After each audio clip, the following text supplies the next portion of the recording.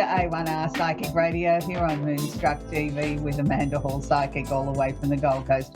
What an interesting week it's been around the world. I mean, there's lots of weather events happening and lots of, tragedies and things like that. But I think the most important thing this week is it's time to celebrate, isn't it? For all our American and Canadian people around that watch the show each week, it's your time to celebrate this week with a happy 4th of July. So I hope that you have an absolutely amazing time. And we're not going to talk about politics today because it's all too much.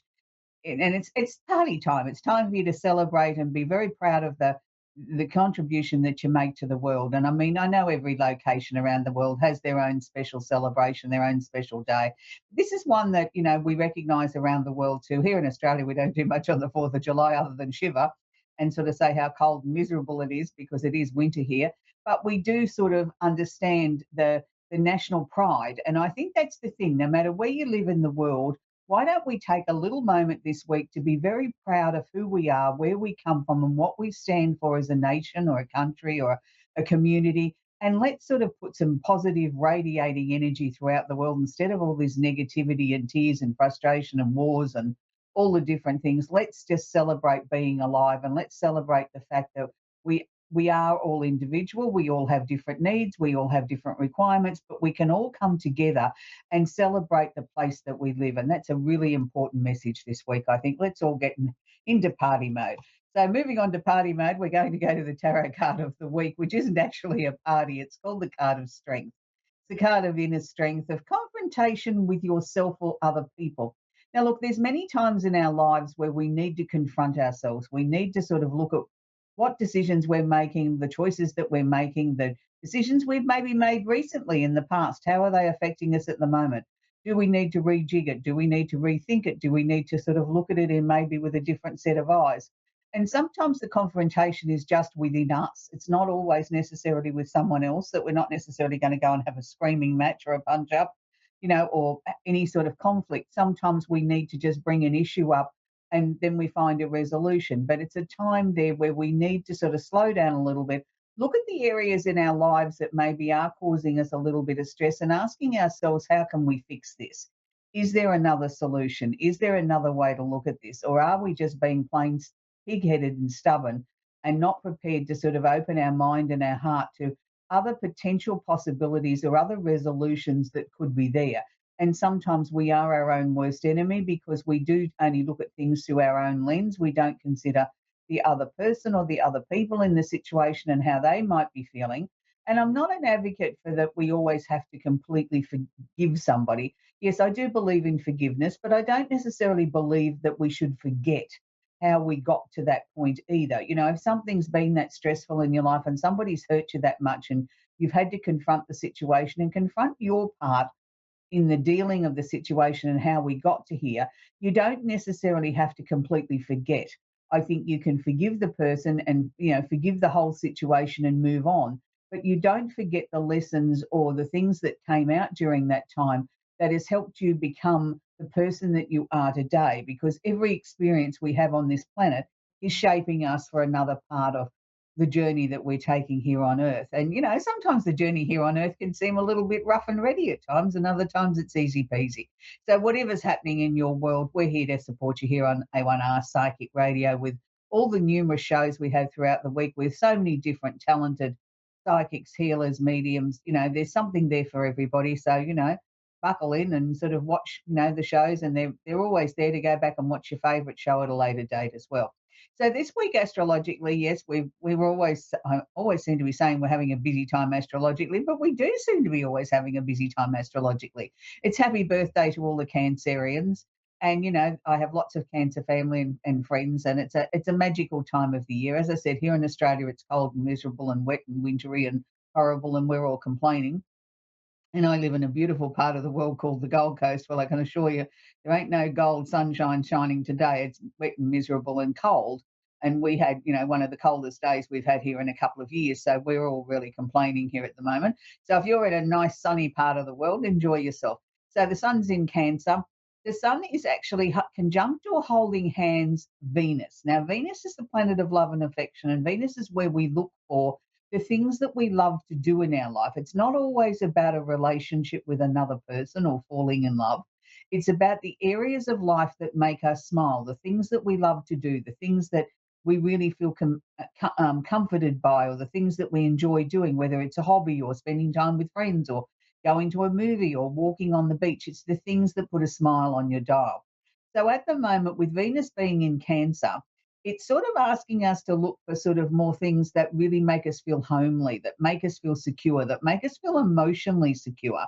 And, for some people, that's a love of fine chocolate. For other people, it's, snuggling up next to the fire. And for other people, it might be getting outdoors and spending time at the beach or near the water or going on a picnic or doing a cookout or just relaxing and enjoying what life has got to offer you at the moment. That may be your happy place. That may be what's making you feel emotionally secure. So, whatever it is in the next 7 days, find a little bit of time there to sort of pamper yourself a little bit and indulge yourself in an activity that really puts a smile on your face, because that's what this conjunction is about. This holding hands with the sun is to really sort of radiate the warmth from the inside out, to sort of put a smile on our face and say everything's great with the world, even if it's only for a short space in time. So we also have um, we have an interesting conjunction sitting in Gemini. Now, Gemini is an air sign, and it's going to affect the other air signs, Libra and Aquarius, and the opposite sign of Sagittarius. So for the moment, we have Jupiter, which Jupiter is transiting through Gemini, and it'll only go through Gemini for about another 11 months. So Jupiter transits are always fairly quick. They're only 12 months long. So when Jupiter's in a sign, we can sort of expect things to sort of really expand out, opportunities to happen, things to happen sort of quite quickly. So if you are a Gemini, sort of be on the lookout. If you're looking to change your job, you're looking to bring about some new opportunities into your life, then Jupiter can bring those opportunities and that expansion quite quickly. But Jupiter here is also warning you not to become too overzealous. Don't become too greedy. Don't want the sun, moon, and the stars. Pick one. And be thankful for that. You can always go back and have another shot at something or expand things out a little bit later on. We don't have to do it all in the first week. Now, with it opposing the Sagittarian energy, what it's sort of saying there for Saggies is, yes, look, there's opportunities on the horizon. Yes, you've got to get out there and communicate what you want, but make sure that it's really what you want. Don't just go out there and do it because you can. Make sure that it really fits in with where you're going, what you want to achieve in your life. And yes, there can be opportunities that can come, but you might have to work a little bit harder for them. Or that job interview might require two interviews versus one normally, things like that. So be aware that, there may be a little bit of extra effort, particularly if you're a Sag, in your life at the moment to bring things to fruition. You've really got to keep your eye on the ball and keep things moving along. Don't become complacent and say, I'll get around to that tomorrow, or I'll just wait for them to do it. You need to sort of keep pushing the pace here a little bit. And the same can be said for Libra and Aquarius too. If there's issues there or situations that you're trying to bring into your life or new opportunities, this is not the time to hide yourself under a bushel. It's the time to stand up and be counted. You know, Send them a gentle email and remind them and say, hey, I'm still waiting for an answer on that interview. Have you made a decision yet? You'll know the way to put it, but make sure that you don't just sit there and wait and wait and wait and wait forever, where you could have missed that opportunity, where maybe the email or the message didn't come through and they're thinking you're not interested. So now's the time to sort of stand up and be counted. Now, having said that, Jupiter, the planet of expansion and opportunity, which normally rules Sagittarius, sitting in Gemini, is conjunct or holding hands what's known as the part of fortune. Now, the part of fortune is not a planet, it's an Arabian part, which is not necessarily where we look for where we're going to make $1 million or make a fortune, but it's showing us that there's opportunities there to bring into our lives that could create the opportunities that we've been searching for, the things that we've been dreaming of. And that's why it's called the part of fortune. Now, the part of fortune is also conjunct or holding hands the moon.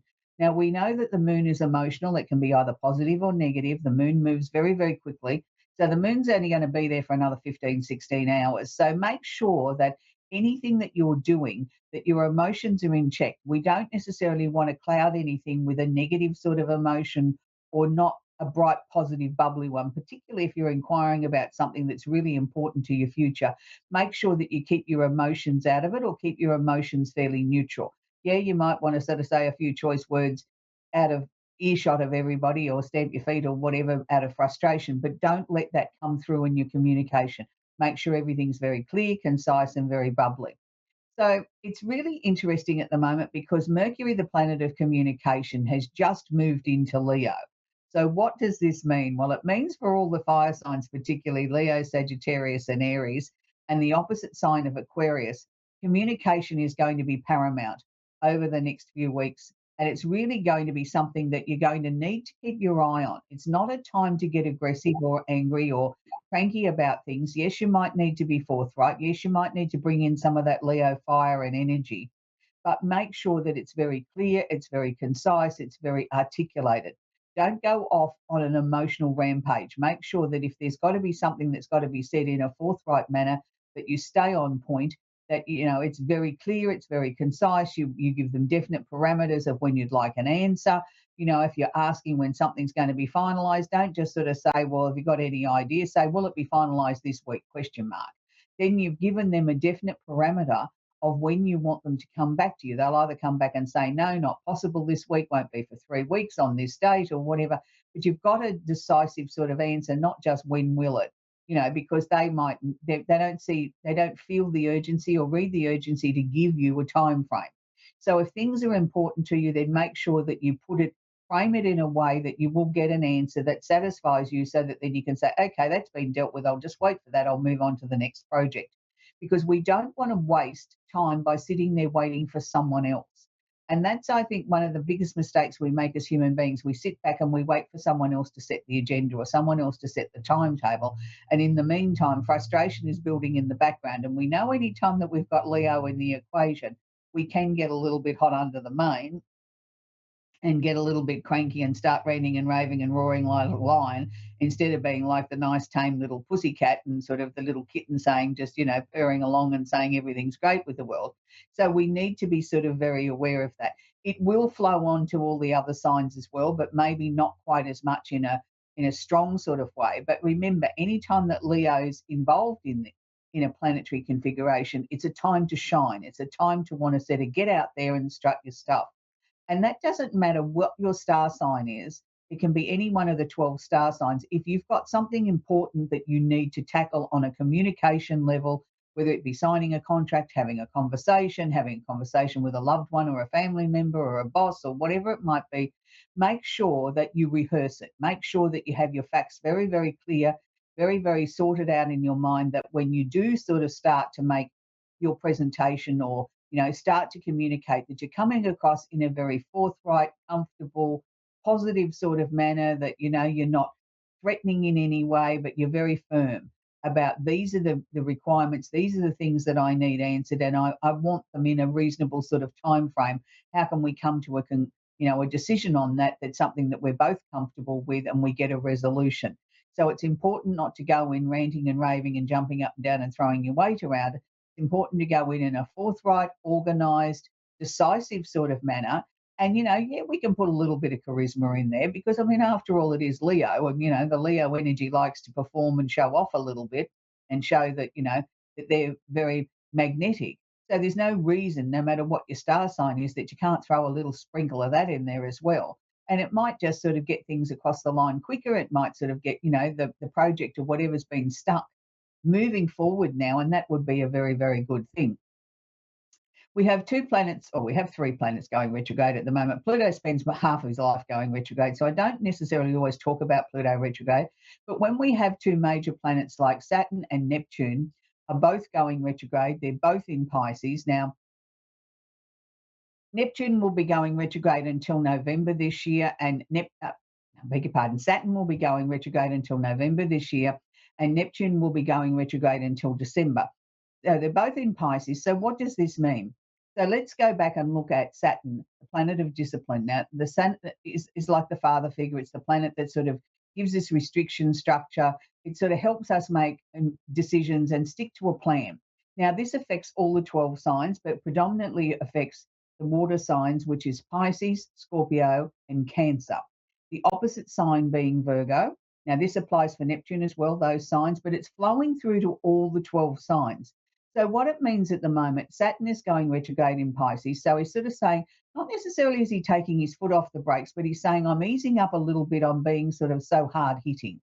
I'm asking you all to really sort of look at the things that are important in your life, things that need changing, things that need sorting out. Because remember, the Pisces energy is the final sign of the zodiac. So it's sort of like we have the ability to sort things out and get to a resolution so we can start to move forward when Saturn moves into Aries and it wants to start a brand new 28-year cycle. So we're sort of in the tidy up mode. And it's like, don't forget to put your compassionate hat on as well. Don't forget to put your creative hat on as well. You can afford to be a little bit mystical here. You can afford to be a little bit daydreamy as you sort of work through the last few things that maybe that you needed to resolve or sort out with family and friends or even just yourself. Now, with Neptune here going retrograde, it's not necessarily saying is the fog coming back, but it's just sort of saying let's tidy up the remaining parts of the creative energy or the things that we needed to get across the line. It's a time now to sort of make sure that all your emotions are in check, that everything that you've been trying to work on in these last few years is now coming to fruition. It's sort of like it's a time that you can breathe a little bit easier and allow those beautiful Pisces energies to sort of permeate through everything. And the Pisces energy to me is very creative. It's not always about your mental health and being stuck in your head. It's a very creative time. It's a time that we can sort of maybe go back and draw on resources from our childhood or our creative areas of our lives. And quite often that is childhood. We can all do with a little bit of Peter Pan, I think, and not wanting to grow up and just be childlike and sort of, just fluff around like Tinkerbell waving a magic wand and just having a little bit of fun. So, let's do that. Let's be a little bit like Tinkerbell this week and sort of, have a bit of fun and not want to grow up and just enjoy the time. So we're going to talk with Eliza in Hello, Elsa in. Hello? Yes. Are you there, sweetie? Can I answer a question for you, sweetheart? Eliza. Uh, yeah, there's so many. I think the one I'm going to ask is when is it going to be my time to leave Arizona? Okay, that's a really, really interesting question, Elsa. Look, I think we all intuitively know when we're coming up with change, and I think the thing that probably stops us from making those changes is we start putting in the practicals and the what ifs, and I haven't got enough money, or is it the right time? Is it the right time to do this, or whatever? If you're starting to think that it's the time to leave, then the time is becoming clear. As you were asking that question, they were showing me the symbolism for endings, change, and transformation. But I didn't feel it was like this week. I was sort of looking more towards the end of this year or the early part of 2025. Is there one particular thing that you're waiting to happen or waiting for an answer or something? They keep showing me the month of August, and I wasn't sure how to tie that in because I didn't feel that was when you were going to move. But is there something we're waiting, an answer or something we're waiting on, and then after that we can slowly start to work towards the move? Why is August so important? Hmm. I don't know. I was waiting Okay. till the home value got higher and I had a job potentially somewhere else. Right. Okay. So, look, I mean, yeah, look, we can wait for all those things. We can wait for the home values to get higher, and it's sort of you're buying and selling in a similar market, aren't you? I mean, I know that you're moving to somewhere else, but I think maybe what you need to be looking at is let's take that out of the equation for the moment. Let's maybe start looking at from August onwards. Let's make a determined effort to look at where you want to relocate to and start looking for a job in that location. Then we'll sort of tackle the housing side of things. But let's get one step at a time. I think if you can do that, Elsa, then I think things will start to fall into place. So is there a particular location you've got in mind? Um, like New England or way upstate New York. Right. So you haven't made a final decision on that yet? No, no. No. Oh, that's okay. I mean, that might be what's going to happen in August that you'll wake up one morning and say, right, bang, I know exactly where I want to go and what I want to do. And then it's sort of like we start to formulate plans around that. When you haven't got a definite location, it's a little bit hard for the universe to sort of start putting things in your pathway for you to make decisions. It's not their job to make the decision for you. It's up to you to sort of make the decision and then they'll aid you and help you to get where you want to go. Is there anything else quickly I can help you with before I move on to the next caller? Just while we get our last kitty of our colony. Yes, I believe you will. I believe you will. Okay. Yeah. Okay, sweetie, lovely to talk with you. We're going to talk with Michelle in Hamilton in New Jersey in USA. Are you there, Michelle? Hi, yes, I am. How are you? Very well, thank you, Michelle. How can I Y- help you today, sweetie? What's your question? Um, well, my boyfriend lost his wallet the other day, and I'm Oh, wondering if he had to redo everything.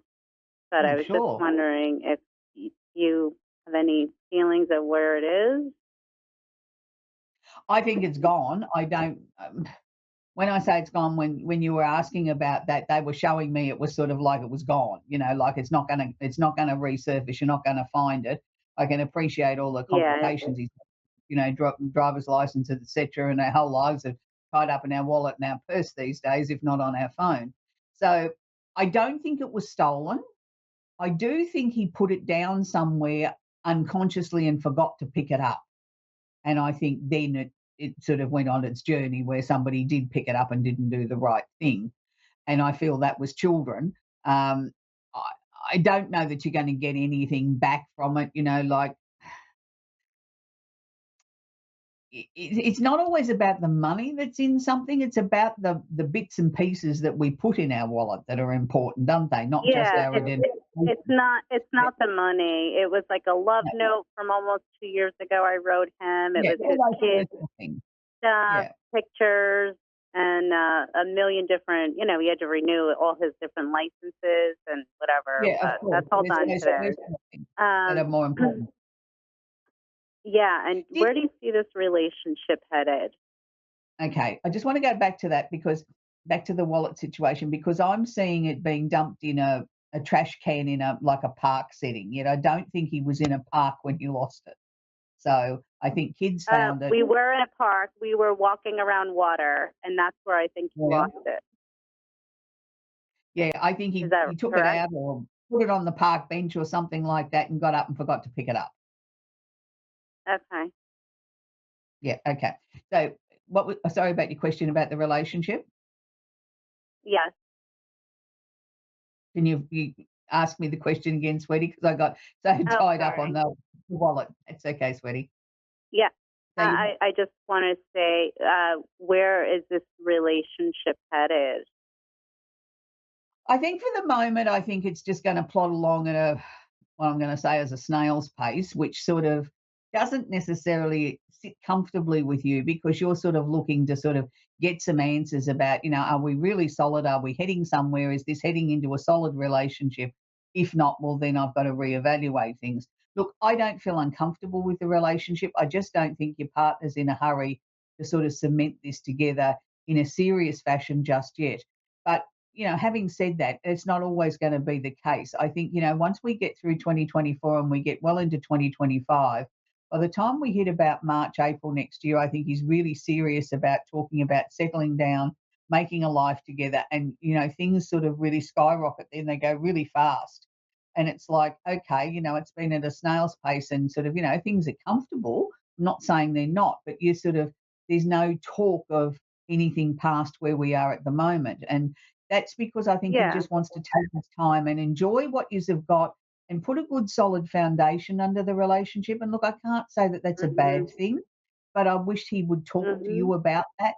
That's the reasons why he's just comfortable for it to just be, while we just really get to Mhm. know each other and, put a good solid foundation under the relationship, and then we'll see where things go. I mean, at least if he had that conversation with you, you'd know what was in his head. Yeah. It's sort of Yeah. No, it's he's not been sort of almost 2 years we've been together. He yeah, just and that's went a through long time. cancer, and yeah, yeah. Literally just got divorced last week. I Mhm. literally just my we met at the like I had already ended our marriage, but we've been in Mhm. litigation for 2 years, and it Right. just finally ended June 25th. Mhm. I've Well, been trying to separate congratulations. for A seven hell of a years, long time. so it's a very unhealthy marriage and Yeah, but caused a lot of maybe harm. your partner maybe your partner's looking at it that, even though it's only just ended last week, that you still need to do a little bit of healing too, and let's just Oh be for the yeah, moment, like, just I enjoy each agree. other. Yeah, I mean, I would be Yep. happier if he'd have that conversation with you, but I don't think it's top of his mind to have that conversation. He just sort of feels that everything's great, let's just enjoy what we've got and see where things go. But I do believe this is going to lead to a very serious, committed relationship. And as I said, by first few months of next year, you'll see a real change, and all of a sudden it'll become urgent, and he wants to sort everything out Yeah. yesterday. So just enjoy the time. And look, Mm. there is going to be some times Yeah. now over the next few months where you will have some bouts of tears and anger and frustration and everything about what you've come through, and the ordeal that it's put you through in 2 years before you actually finalize that chapter of your life. So don't be too hard on yourself Yeah. when that happens, Michelle. Just let those emotions come and go, and just know that you're I one step am. closer to being yourself again, because that marriage took an awful Yeah. lot out of you. He sort of Oh really my tried to God. sort of strip you of everything, Yes, emotionally, physically, exactly. And monetary wise, still, and now we everything. have But a you're free of that now, 5-year-old. sweetie. Yeah, he's very emotionally abusive. So I'm grateful to Yes, be out of it, but he's doing a yeah. number on my 5-year-old. She's having all these emotional breakdowns. Is she autistic? No, I I'm don't think having her so. evaluated. I don't I think don't so think either, but she's no, definitely, but I just think it's been the trauma of everything. And look, Michelle, things will get yes, better. You will become a bouncy, happy-go-lucky 5-year-old again, and it won't take too much longer. So anyway, sweetie, that's where we've okay. got to leave it. We've come to the Okay. end of the show. So it was lovely talking with Michelle and Elsa. So this week I want to leave you with a song that was big here in Australia, but not as big in Australia as it would be in America for obvious reasons. And it's a very beautifully written song by one of your most prolific songwriters in America. And I have immense respect for this man. And I have actually seen him live in 2 concerts here in Australia. And he's just a consummate performer. I'm going to leave you with Neil Diamond's America. And it is a very powerful song with very beautiful words. And I think it summarizes what the country stands for and how he sees it. And it's just a song I think that you should all be very proud, and sort of should be your unofficial national anthem, in my opinion. Anyway, until next week, happy 4th of July. Have plenty of fun, eat plenty of hot dogs, and have great cookouts, and enjoy the fireworks. And just remember, it's a great place to be, and it's great to be in the world wherever you are. Let's all celebrate the 4th of July together. Bye for now.